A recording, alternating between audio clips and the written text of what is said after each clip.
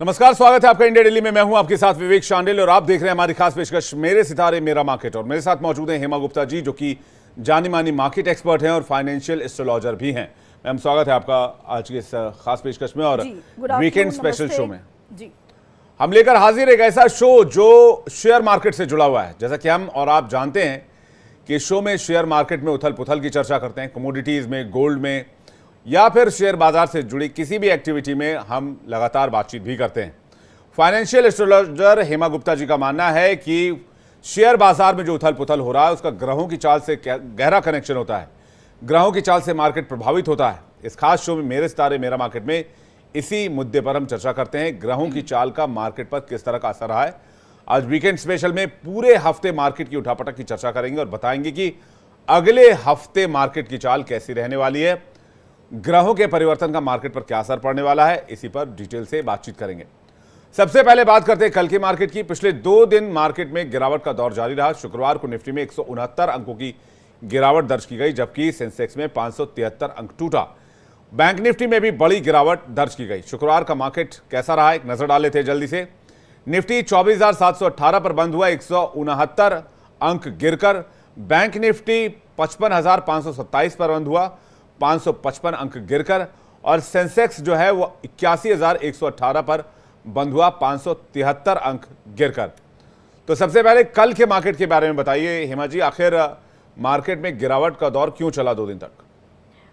देखिए, अगर मैं थर्सडे की बात करूं तो जैसा आपको पता है कि थर्सडे एक्सपायरी होती है और एक मार्केट कहीं ना कहीं बड़ा मूवमेंट लेता ही है। एवरी थर्सडे आप देखते हैं कि बाइंग जाती है तो बाइंग भी एक अच्छी चली जाती है, 200-250 पॉइंट निफ्टी तेज हो जाती है, और सेलिंग आती है तो सेलिंग भी एक प्रेशर के साथ आती है।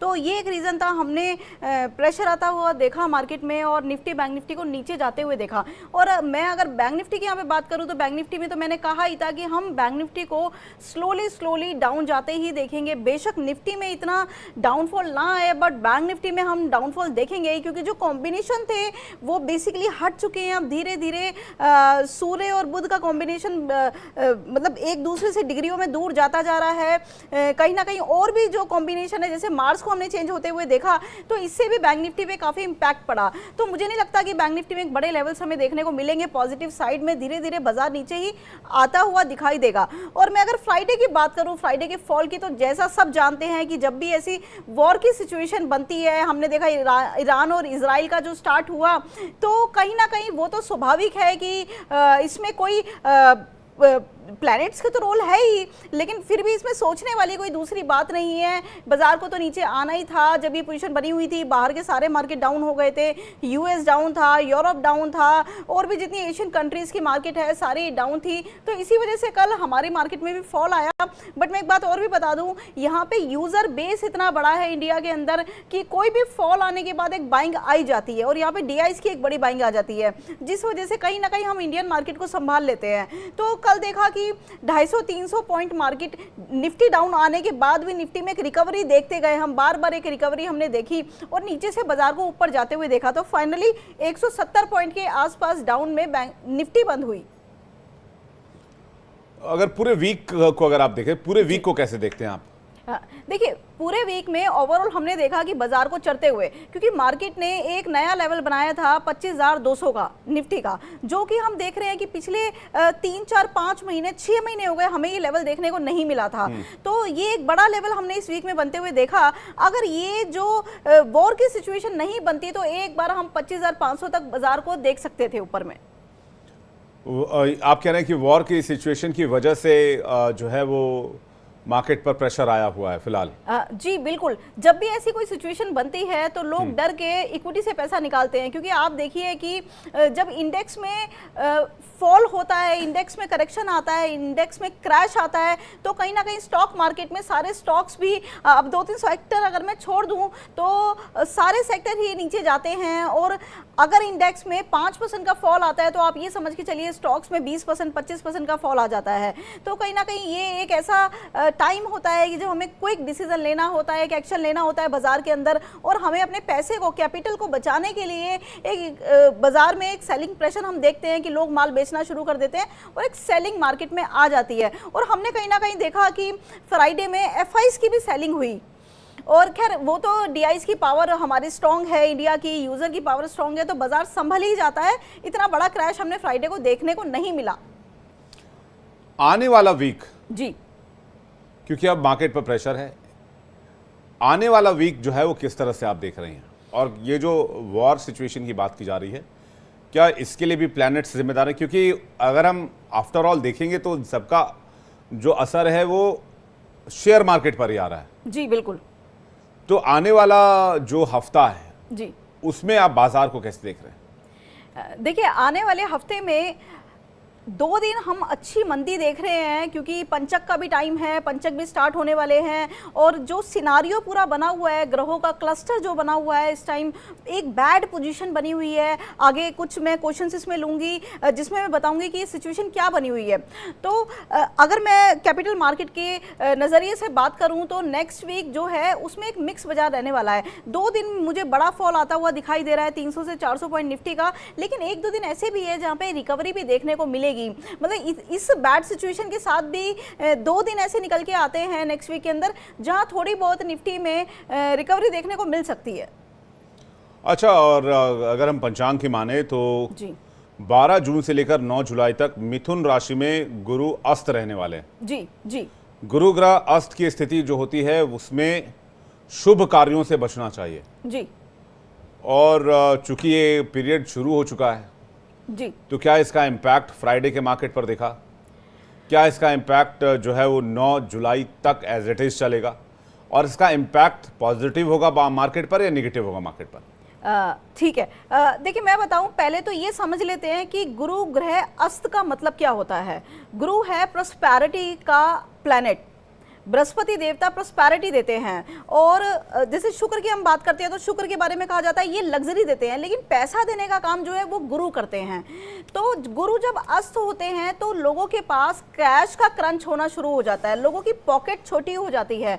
लोग जो पहले पैसा खर्च करते थे वो कहीं ना कहीं पैसा सोच के खर्च करते हैं, क्योंकि सिनारियो ऐसा बन जाता है, सिचुएशन ऐसी बन जाती है कि उन्हें डर लगता है। अब आप देखेंगे धीरे धीरे लोग मार्केट में भी पैसा सोच समझ के लगाएंगे, क्योंकि जब गुरु अस्त होते हैं तो जैसे मैंने बताया कि पॉकेट शॉर्ट हो जाती है और कहीं ना कहीं पूरा ही व्यापार का सिनारियो चेंज हो जाता है। फिर चाहे वो कमोडिटीज हो, बुलियंस हो, स्टॉक मार्केट हो और हमारी करेंसी हो, उस पर भी गुरु का बड़ा प्रभाव पड़ता है। अब ये डिपेंड करता है कि गुरु किस राशि में अस्त हुए हैं, कौन से नक्षत्र के साथ इनका संबंध बना है। और जैसे अभी बात हो रही थी, विवेक जी ने सवाल किया कि ये क्या अंत तक चलने वाला है, जब तक गुरु ग्रह अस्त रहेंगे जब तक ही चलने वाला है? ऐसा नहीं होता है। देखिए क्या होता है कि डिग्रीज होती है। जब कोई प्लैनेट, कुछ प्लैनेट ऐसे होते हैं जो एंड में इंपैक्ट करते हैं अपनी एग्जिस्टेंस का, शुरू में उनका कोई इंपैक्ट नहीं आता। कुछ ऐसे होते हैं जो एंट्री करते ही, जिस दिन एंट्री की, जिस मिनट पे, जिस टाइम पे एंट्री की, उसी मिनट से हम इंपैक्ट देखना शुरू कर देते हैं। और कुछ प्लैनेट ऐसे होते हैं जो ना स्टार्टिंग में इंपैक्ट करते हैं, क्योंकि 30 डिग्री चलना होता है एक प्लैनेट को, और जो अस्त का जो टाइम पीरियड होता है वो डिफरेंट होता है। हर प्लैनेट का अस्त का, मून और सन तो अस्त होता ही नहीं है, मून अस्त होते हैं, सन अस्त नहीं होते। तो कुछ प्लैनेट का अस्त का टाइम जो होता है वो डिपेंड करता है कि किस राशि में है, और पूरे गोचर के ऊपर डिपेंड करता है कि कितने दिन के लिए अस्त हो रहे हैं। तो गुरु की बात करें तो ऐसा नहीं है कि टोटल में यही इंपैक्ट चलने वाला है, लेकिन हाँ स्टार्टिंग में अभी कुछ दिन हम सेम इंपैक्ट देखेंगे। कुछ कमोडिटीज को हम पॉजिटिव होते हुए देखेंगे, डॉलर की पोजीशन को हम देखेंगे कि बढ़ते हुए डॉलर को देखेंगे। कल हमने ये देखा, जैसे ही गुरु अस्त हो गए हमने 2 दिन के अंदर गोल्ड में एक बड़ा उछाल देखा। और दूसरी बात ये देखने वाली है कि इस टाइम गुरु के ऊपर राहु की दृष्टि है। राहु क्या है? एक विदेशी प्लैनेट है। तो विदेशों से हमारी कंट्री के ऊपर, विदेशों से गुरु के ऊपर एक बड़ा प्रेशर बना हुआ है कि जो भी सिचुएशन क्रिएट होगी रिलेटेड टू फॉरेन मार्केट होगी, रिलेटेड टू फॉरेन कंट्रीज होगी, वहां पे ऐसी सिचुएशन बनेगी कि इंडियन मार्केट इंपैक्ट करेगी। अदरवाइज आप देखिए डोमेस्टिक हमारे कोई ऐसे इशू नहीं है कि बाजार में कुछ भी मेजर फ्लक्चुएशन हमारी इंडियन मार्केट की वजह से आ जाए। सारा इंपैक्ट आप जब भी देखोगे। अब एक चीज मैं और भी बता दूं, जब भी राहु की दृष्टि गुरु के ऊपर पड़ती है, राहु अपवाहों का ग्रह है, राहु रूमर क्रिएट करता है बाजार में, इल्यूजन्स, रूमर, भ्रम। यस। तो उसकी वजह से एक बाजार में बहुत बारी हम देखते हैं कि कोई रूमर आया और मार्केट में इंपैक्ट बड़ा आ गया, लेकिन बाद में पता लगा वो तो फेक न्यूज़ थी, ऐसा कुछ हुआ ही नहीं है। बहुत सारी कंपनीज के बारे में भी हम सुनते हैं, इस तरीके से होता है। तो वो सारा काम राहु का ही होता है। अब जैसे राहु की दृष्टि है गुरु के ऊपर, तो हम देखेंगे कि बार बार कई बार हम देखेंगे इस पूरे पीरियड के अंदर एक उछाल हमें देखने को मिलेगा बाजार में, फिर वो ठंडा हो जाएगा, फिर सडन कुछ आएगी न्यूज़ और फिर दोबारा इंपैक्ट हो जाएगा, पॉपअप होने शुरू हो जाएंगे मार्केट के अंदर। तो इस तरह की संभावनाएं बनी हुई है आगे। क्या इसका वॉर से भी कोई लेना देना है? जी बिल्कुल लेना देना है। 12 तारीख को ही बृहस्पति अस्त हुए जी, और 12 तारीख को ही इजराइल ने जी ईरान पर अटैक किया। जी 12 तारीख को ही विमान हादसे की खबर आई, प्लेन क्रैश हुआ जी। और ये चीजें 12 तारीख से ही उथल पुथल इसकी देखने को मिल रही है। क्या ग्रह में गुरु और राहु का कोई कनेक्ट जिसकी वजह से ये हो रहा है और इसका इम्पैक्ट जो शेयर मार्केट पर आ रहा है?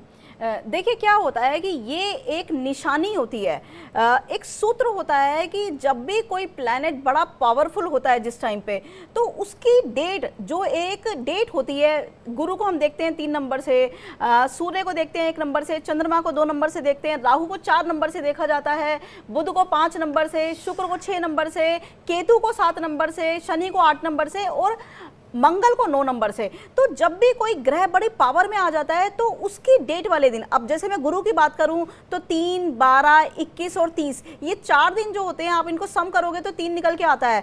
तो उस दिन आप देखोगे, आप अपनी पर्सनल लाइफ के ऊपर भी जब ये चीजें देखोगे तो बिल्कुल सटीक बैठती है कि उसी दिन एक इम्पैक्ट आता है। जैसे आप देखिए कि गुरु अस्त हुआ, प्रोस्पेरिटी अस्त हो गई, कुछ ना कुछ बड़ा होने वाला है, कुछ ना कुछ। क्योंकि देखिए क्या है कि ये जो बड़े ग्रह होते हैं, शनि जब अस्त होता है बड़ा फर्क पड़ता है ऑयल के ऊपर, राहु अस्त होते ही नहीं है, और बुध अस्त होता है तो बड़ा व्यापार पे फर्क पड़ता है, क्योंकि बुध क्या है, व्यापार का कारक है, बिजनेस का कारक है, स्टॉक मार्केट का कारक है। इसी तरीके से जब बृहस्पति अस्त होते हैं तो कहीं ना कहीं हम देखते हैं कि लोगों की जेब में पैसा श्रिंक होने लग जाता है, लोगों के व्यापार में बिजनेस के प्रॉफिट श्रिंक हो जाते हैं, मार्जिन श्रिंक हो जाते हैं, और कहीं ना कहीं हमारी करेंसी की पोजीशन उथल पुथल हो जाती है। बड़ा एक फ्लक्चुएशन हमें देखने को मिलती है करेंसी मार्केट में, क्योंकि पूरा का पूरा बैंकिंग सिस्टम जो है, करेंसी सिस्टम जो है, गुरु ही गवर्न करते हैं। तो यहाँ हमने ये देखा कि 12 तारीख को जब राहु की दृष्टि पड़ी, जैसे मैंने कहा कि पहले भी मैंने बताया कि राहु एविएशन का कारक है, राहु स्पेस का कारक है, तो एक बड़ा इंपैक्ट हमने आते हुए लाइफ्स के ऊपर, क्योंकि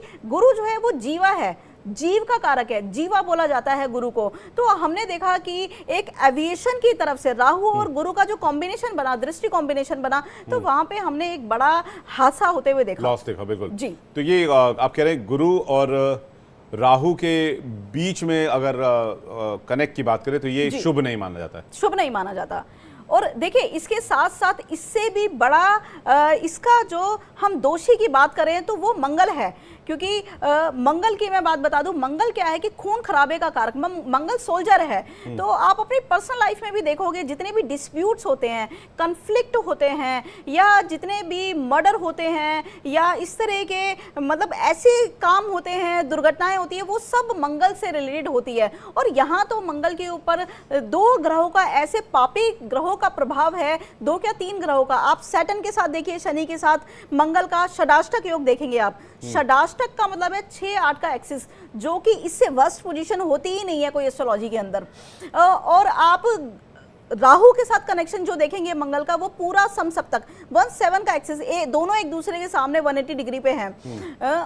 आप मंगल का केतु के साथ कनेक्शन देखेंगे, केतु को जो एस्ट्रोलॉजी में माना जाता है, ये कहा जाता है कि केतु ग्रह का प्रभाव बिल्कुल मंगल की तरह हो जाता है, और शनि का प्रभाव हम जैसे कहते हैं ना, राहुवत शनि, शनिवत राहु और कुंजवत केतु, ये कहा जाता है एस्ट्रोलॉजी के अंदर। तो केतु का प्रभाव मंगल की तरह पड़ता है और शनि का प्रभाव राहु की तरह पड़ता है। तो जहां केतु और मंगल इकट्ठे हो गए तो 2 मंगल, मतलब डबल पावर हो गई इनकी। और साथ में राशि हमने कौन सी देखी, सिंह राशि देखी, और उसमें भी आप देखिए कि सिंह राशि में भी हमने नक्षत्र कौन सा देखा, केतु का। मघा नक्षत्र के अंदर हमने यहाँ सारी सिचुएशन बनती देखी। और केतु का जो काम होता है ना, बेसिकली 12th लॉर्ड का प्लैनेट होता है ये। 12वें में केतु को सबसे ज्यादा स्ट्रॉन्ग माना जाता है, मोक्ष का प्लैनेट होता है। जो 12th हाउस होता है वो मोक्ष का हाउस होता है। तो यहाँ पे केतु को मोक्ष का काम मिला हुआ है, क्लोजर का काम, कि जो चीजें चल रही होती है उसको परमानेंट क्लोज करना, मतलब उसके बाद कुछ बचे ना, क्लोज हो जाए। जो भी कॉन्फ्लिक्ट है उसको क्लोज कर दो। अगर आपका किसी एम्प्लॉय के साथ कॉन्फ्लिक्ट है तो वो क्लोज हो जाएगा वहां पे जहां पे ये कॉम्बिनेशन बनेंगे। तो जैसे ही मंगल का ट्रांजिट हुआ था 7 तारीख को, तो मैंने यही कहा था कि अभी आप देखिए टाइम स्टार्ट हुआ है, जब तक मंगल इस राशि में रहेंगे और ये जो प्रभाव बने रहेंगे, जब तक हम ऐसी ऐसी घटनाएं देखेंगे जो किसी ने सोची नहीं होगी। तो हमने देखा कि मंगल का नंबर भी तो 9 है जी, मंगल का नंबर भी 9 है। मंगल का नंबर 9 है। जिस दिन ये हादसा हुआ उस दिन का टोटल नंबर 9 है, 12/6। बिल्कुल। फ्लाइट जो थी 171 उसका टोटल भी 9 है जी। साल का टोटल भी 9 है जी। अगर साल और आप तारीख और मंथ सबको जोड़ देंगे तो भी टोटल 9 है जी। अब आप ये देखिए कि अब 9 तो जनवरी से ही है, साल भी जनवरी से लगा हुआ है, नंबर भी जनवरी से ही है। अभी क्यों इम्पैक्ट आया? तो यहाँ पे एक एस्ट्रोलॉजी का बहुत बड़ा रोल आ जाता है कि मंगल कब इम्पैक्ट देंगे। मंगल का गोचर तो हर 45 दिन में होता ही रहता है ना। देखिए 1.5 साल के अंदर पूरे चार्ट को कंप्लीट करना होता है, मंगल ने 360 डिग्री चलना होता है 1.5 साल के अंदर। तो हर 45 दिन में मंगल का ट्रांजिट चेंज होता है और एक एक राशि को वो बदलते हुए जाते हैं। तो अभी प्रभाव कहाँ क्यों आया? देखिए क्या है कि जब आप पावर में होते हैं तभी आप कुछ कर पाते हैं, और पावर किसने दी? अब कुछ दुष्ट लोग मिल जाते हैं तो उनकी पावर इतनी स्ट्रांग हो जाती है कि वो स्कैंडल करते हैं। एक अकेले से कुछ नहीं होता। देखिए क्या होता है एस्ट्रोलॉजी में, कोई भी इवेंट कब होता है? जब उसको सपोर्ट मिलता है, दूसरे प्लेनेट का सपोर्ट मिलता है। जहां 3 लोगों का सपोर्ट मिल गया, 3 प्लेनेट का मिल गया और ज्यादा पावरफुल हो गया, 4 प्लेनेट का सपोर्ट मिल गया और ज्यादा प्लेनेट पावरफुल हो गया। तो यहाँ पे मंगल को ट्रांजिट होने के बाद मतलब ये बड़ी डरावनी ट्रांजिट है। मतलब यहाँ पे आप देखिए इतना खतरा नजर आता है कि कुछ भी हो सकता है। मंगल खून खराबे का कारक, ठीक है, आगजनी। अब जो सिंह राशि आ गई वो क्या है? फायर की राशि है। जो भी देखेंगे आप आग लगते हुए देखेंगे, जगह जगह पे आप फायर ही फायर देखेंगे। राहु क्या है कि फॉरेन प्लैनेट है, और वैसे भी राहु तो क्या करता है? खत्म करने का काम करता है। साथ में शनि भी आपको पता है कि जब भी, अब हमने पीछे यहाँ पे शनि और राहु का जब एक साथ कॉम्बिनेशन देखा तो हमने इंडिया पाकिस्तान देखा, ठीक है। उस टाइम भी हमने देखा कि मंगल एक नीच राशि में बैठे हुए थे, बिल्कुल पोजीशन। अगर मंगल साथ में होते उस टाइम, राहु और शनि के साथ में मंगल होते, तो ये युद्ध कभी नहीं रुक सकता था जो हमने रुकते हुए देखा इंडिया और पाकिस्तान का। तो कहीं ना कहीं नहीं होता जी, नहीं रुकता ये। तो हमने देखा कि मंगल चेंज हुए और यहाँ गुरु अस्त हुए, तो एक बड़ा हमने हादसा होते हुए देखा। बिल्कुल। और तो आप ये कह रहे हैं कि आने वाले वीक में भी जी बहुत स्ट्रॉन्ग पॉजिटिव नोट्स आपको मार्केट को लेकर नहीं मिल रहे हैं जी। मार्केट ड्रॉप होगा अभी? जी, देखिए मार्केट ड्रॉप बिल्कुल होगा, और मैंने ये 10-15 दिन पहले ही कहा था कि हमारे पास कुछ ही दिन बचे हैं बाजार में तेजी के। 15 तारीख के बाद मैं मार्केट में वैसे भी फॉल आते हुए देख रही हूँ, क्योंकि कुछ कॉम्बिनेशन जो है और बने हुए एस्ट्रोलॉजी में ऐसे कॉम्बिनेशन है कि अगर सपोज ये वॉर वाली सिचुएशन नहीं भी होती तो भी मार्केट एक बार नीचे आता, कम से कम 1000 पॉइंट निफ्टी। तो ऐसे कॉम्बिनेशन बाजार में बने हुए हैं। अब तो खैर ये भी सपोर्टिव हो गए हैं उस कॉम्बिनेशन के। ये जो इवेंट्स हुए हैं, ये जो घटनाएं हुई है, ये भी सब सपोर्ट कर रही है उस इवेंट्स को। तो कहीं ना कहीं बाजार को हम नीचे आते हुए देखेंगे, स्पेशली 15 के बाद। स्पेशली 15 के बाद देखिए आना तो शुरू हो ही गया है। अब 15 तो के मार्केट बाद भी खुलेगा, 15 के बाद ही 16 को मार्केट खुलने वाला है। जी, 16 को मार्केट खुलेगा, और यहाँ पे क्या होगा कि कुछ 1-2 दिन में हम तेजी भी देखेंगे। और उसके बाद दोबारा जो 22 रहेगा, बेसिकली जो डायरेक्शन एक बाजार की रहेगी वो रहेगी डाउन साइड ही। और यहाँ पे ऐसा भी हम देख सकते हैं आगे कि एफआईज की एक मोटी सेलिंग भी किसी किसी दिन हम देखने को हमें मिल सकती है, क्योंकि सभी डरे हुए हैं बाजार में, और पैसा जब लगता है तो कहीं ना कहीं डर तो एक होता ही है। अब जिन्होंने लॉन्ग टर्म के लिए इन्वेस्टमेंट की हुई है, अब उनके इन्वेस्टमेंट भी ऊपर के लेवल से फॉल ही कर रही है, तो कहीं ना कहीं लोग पैसा विड्रॉ तो करेंगे अभी। लेकिन विड्रॉ करने की एक तरफ चुनौती है तो दूसरी तरफ खुशी की लहर भी है। खुशी की लहर क्योंकि जिन लोगों ने गोल्ड में नीचे पे बाई किया था जी, उनके लिए गोल्ड अच्छी खबर दे गया है। जी जी। तो गोल्ड एक बार फिर से 1 लाख पार कैसे हो गया हेमा जी? जी जी, देखिए क्या है कि जब भी गुरु अस्त होता है तो गोल्ड में और डॉलर में ये दो, क्योंकि देखिए कि गोल्ड को गवर्न करने वाले गुरु होते हैं और साथ में करेंसी को भी गवर्न हम गुरु से देखते हैं, तो कहीं ना कहीं इन दोनों के प्राइसेस बढ़ते हैं लेकिन बैंकिंग डाउन होती है, क्योंकि बैंकिंग को भी ही गुरु ही हैंडल करते हैं। तो कहीं ना कहीं आप देखेंगे गुरु एक इतने हैवी प्लैनेट है कि वो जहाँ बैठते हैं वहाँ इफेक्ट करते हैं, जिनको देखते हैं उनको इम्पैक्ट करते हैं, और जो वस्तुएं गुरु के अंडर में आती है, चाहे वो कमोडिटी हो, करेंसी हो, इक्विटी मार्केट के कुछ शेयर्स हो या इंडेक्स हो, तो वहाँ पे भी हम एक बड़ा असर देखने को मिलता है हमें। तो हमने देखा कि गोल्ड में एक पॉजिटिव चाल आते हुए देखी, उसके देखिए दो बड़े रीजन बने। एक तो हमने देखा कि ये जो वॉर की सिचुएशन हुई, अब आप ये देखिए जब जब हिस्ट्री उठा के देखिए, जब जब ऐसी सिचुएशन बनती है वॉर की, तो सबसे पहले जो स्पाइक आता है वो बुलियंस में आता है, गोल्ड और सिल्वर में। सिल्वर में हमने इतना स्पाइक नहीं देखा, मेनली गोल्ड, क्योंकि क्या है कि वर्ल्ड का सबसे बड़ा एसेट क्लास कमोडिटी है ये गोल्ड, और सारी कंट्रीज इसको सबसे सेफेस्ट मानती है कि सबको अपनी करेंसी का डाइवर्जन जो करना होता है वो गोल्ड में ही करना होता है। उनकी करेंसी की और इकोनॉमी की जो वैल्यूएशन होती है वो गोल्ड से ही होती है। तो गोल्ड पे बड़ा डायरेक्ट इम्पैक्ट आता है किसी भी कंट्री की इकोनॉमी का, या फिर अगर मैं टोटल पूरे वर्ल्ड की बात करूं तो किसी भी वर्ल्ड की किसी भी घटना का इम्पैक्ट गोल्ड पे आता है। तो इस तरीके से हमने देखा कि 2-3 दिन में जो ये इवेंट हुए हैं, डायरेक्टली इम्पैक्ट इसका हमने गोल्ड पे आते हुए देखा, और आने वाले समय में भी रहेगा। देखिए जब तक ये वॉर चलेगा हम गोल्ड को ज़्यादा नीचे नहीं देख सकते, और किसी किसी दिन आ भी गया। देखिए कुछ ग्रह योग ऐसे होते हैं जो कभी कभी मंदी भी शो करते हैं, तो जब ये मंदी आएगी, जिस दिन वहाँ पे गोल्ड नीचे आएगा, तो बाइंग की एक पोजीशन बनते हुए हम देखेंगे। नहीं, लेकिन अगर हम अभी के हिसाब से बात करें तो गोल्ड पर ठहरें या गोल्ड को अभी बेच लें? देखिए बाद अभी में कवर कर लेंगे जी, अभी मुझे ऐसा लगता है कि गोल्ड में ठहरना चाहिए, क्योंकि जो सिचुएशन बनी हुई है, आप 2 दिन से वॉर की सिचुएशन, और गुरु भी अभी अस्त हुए हैं, जस्ट 2 दिन हुए हैं उनको अस्त हुए, तो कहीं ना कहीं ये प्रभाव हम 3 से 4 दिन और देख सकते हैं। बाकी मैं एक बात और बता दूं, एक ट्रांजिट हो रही है मंगल की वेस्टर्न एस्ट्रोलॉजी के अंदर, क्योंकि उनकी डिग्री और हमारी डिग्री में थोड़ा सा फर्क आता है, 6 डिग्री से 4 डिग्री का कहीं ना कहीं डिफरेंस रहता है। तो ये जो ट्रांजिट हो रही है वहाँ पे एक मंदी बनते हुए भी दिखती है गोल्ड के अंदर, तो देखते हैं वो तो क्या होता है। लेकिन नेक्स्ट वीक में 1-2 दिन ऐसे भी जाएंगे जहाँ पे हम मंदी के झटके भी गोल्ड में देख सकते हैं।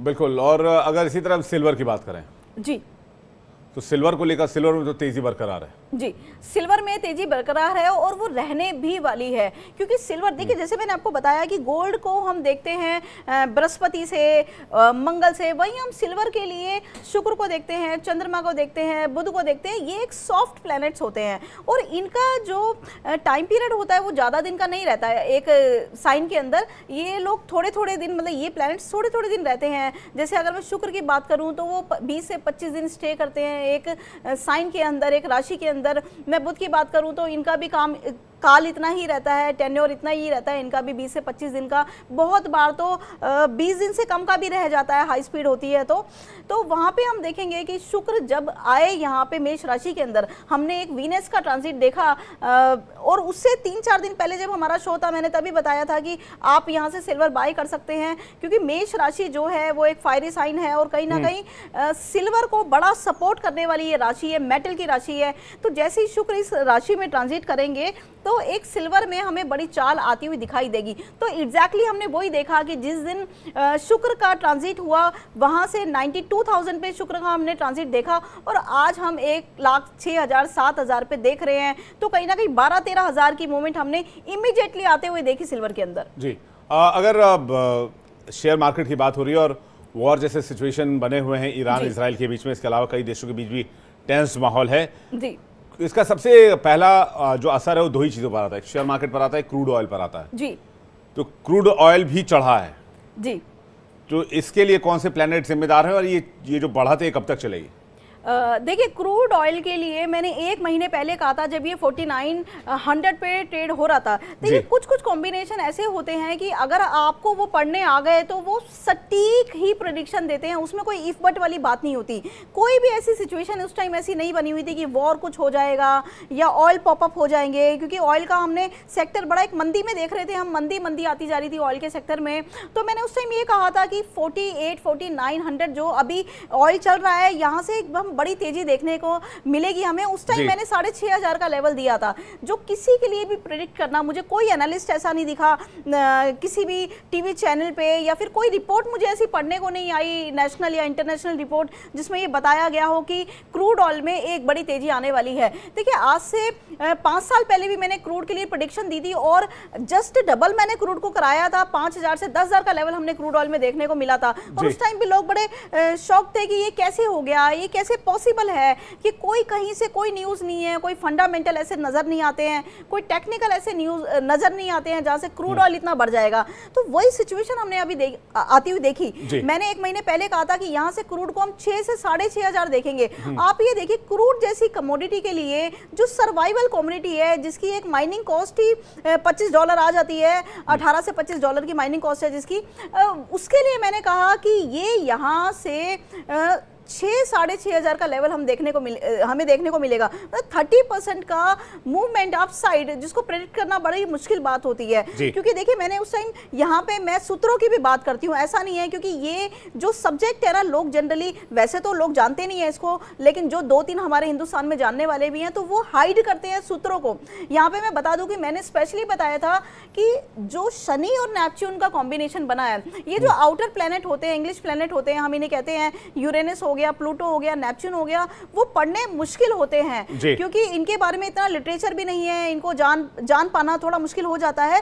और इनका जो रेलेवेंस होता है वो देखिए, इंडिविजुअल चार्ट के ऊपर तो बड़ा ही मुश्किल है उनको समझना, लेकिन हाँ, फाइनेंशियल एस्ट्रोलॉजी में इनका रेलेवेंस बड़ा हाई रहता है और सटीक काम करता है। तो मैंने ये बात कही थी कि यहाँ पे जैसे जैसे शनि और ये क्लोज आएंगे, आप देखोगे कि क्रूड के अंदर हमें बड़े झटके देखने को मिलेंगे और क्रूड का प्राइस हम बड़ा ऊपर जाते हुए देखेंगे। तो वहां पे आपने देखा, जैसे जैसे शनि क्लोज आ रहे हैं नेपच्यून के, वहां पे एक बड़ा उछाल हमें देखने को मिला। और कल तो 6,500 हमने क्रूड को देखा। और साथ साथ मैंने ये भी कहा था, और कुछ राशियों के लिए भी मैंने बताया था कि अगर ये ऑयल से रिलेटेड काम करे, अगर ये ऑयल सेक्टर में पैसा लगाए, गैस सेक्टर में पैसा लगाए, तो इन्हें बड़ा मुनाफा होने की संभावना है। तो आप देखेंगे पीछे कुछ दिनों के अंदर ऑयल में एक बड़ी तेजी आई है, साथ साथ शेयर्स में भी हमने बड़ी तेजी देखी है। जी, लेकिन आने वाले दिनों का बाजार बहुत ज़्यादा उथल पुथल वाला नहीं रहेगा। हालांकि कुछ प्रेशर की वजह से बिकवाली बढ़ सकती है और नंबर्स जो है वो नीचे आ सकते हैं। जी देखिए, अगर मैं क्रूड ऑयल की बात करूं तो शनि जब तक नेपच्यून के साथ संबंध बनाते रहेंगे, मतलब जब तक इनकी डिग्रियां क्लोज रहेगी, तो वहां पे हम क्रूड में तेजी देखेंगे। कोई हमें बहुत बड़ी क्या मंदी दिखती नहीं है। जब जब नीचे आए, आप खरीद के काम करें, ज्यादा फायदा होगा आपको। मुझे लगता है हेमा गुप्ता जी, आपकी बातों को सुनने के बाद अब लोग मंडे से फ्राइडे की स्ट्रैटेजी पर काम करना भी शुरू कर देंगे। और अगर आप इस शो को दोबारा देखना चाहते हैं तो आप हमारे डिजिटल प्लेटफॉर्म पर आ सकते हैं। हम बहुत जल्द इस शो को वहां पर अपलोड कर देंगे, जिससे आने वाले हफ्ते के लिए मार्केट का जो रिव्यू है प्लैनेट की पोजीशन के हिसाब से, वो आपको आसानी से मिल जाएगा। मेरे सितारे मेरा मार्केट में फिलहाल इतना ही। लेकिन अगर आपका है कोई सवाल तो आप भी हमसे पूछ सकते हैं। सोमवार से शुक्रवार सुबह 8:30 बजे जब हम लाइव होते हैं बाजार खुलने से